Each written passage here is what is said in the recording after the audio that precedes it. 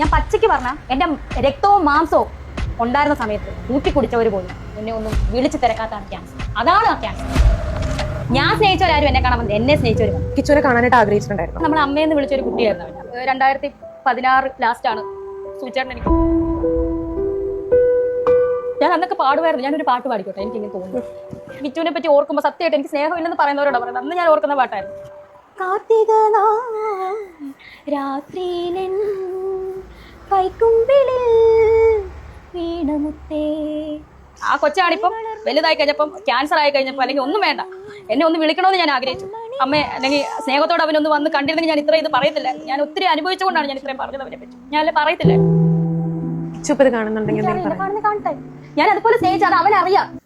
രേണു ചേച്ചി, നിങ്ങളിങ്ങനെ വിഷമിച്ചിട്ട് ഒരു കാര്യമില്ല. സ്നേഹം എന്ന് പറയുന്ന ഒരു സംഗതി അത് പൈസ കൊടുത്താൽ കിട്ടുന്നതല്ല. നിങ്ങളെ മകന് മനസ്സിലാവണമെങ്കിൽ കുറച്ച് കാലം ഇതാവണം. അവൻ കല്യാണം കഴിച്ച ഒരു മക്കളൊക്കെ ആകുമ്പോൾ അവന് മനസ്സിലായിക്കോളും. എന്തായാലും നിങ്ങൾക്ക് വേണ്ടി 2 വരി പാട്ട്.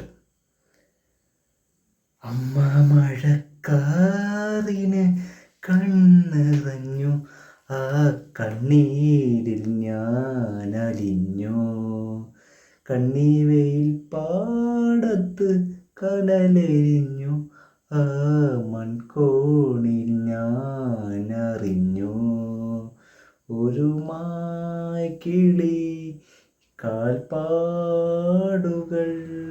തേടി നടന്നൊരു ജപസന്ധി.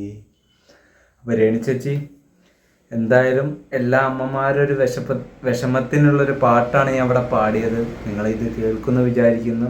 നമ്മൾക്ക് സ്നേഹിക്കാൻ മാത്രമേ അറിയുള്ളൂ. അമ്മമാരെ വേദന നമ്മൾക്ക് ഇവിടെ അറിയും. പക്ഷെ അതെല്ലാ പെൺകുട്ടികൾക്കും ആൺകുട്ടികൾക്കും അറിയണമെന്നില്ല.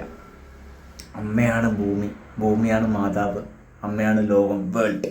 അമ്മയെക്കാളൊന്നും നമ്മൾക്കൊന്നുമില്ല. ഈ പണം പ്രശസ്തിയെല്ലാം അമ്മ കാരണം വരുന്ന, കാരണം പറയല്ല, നമ്മൾക്ക് സ്നേഹം മാത്രമേ ഉള്ളൂ.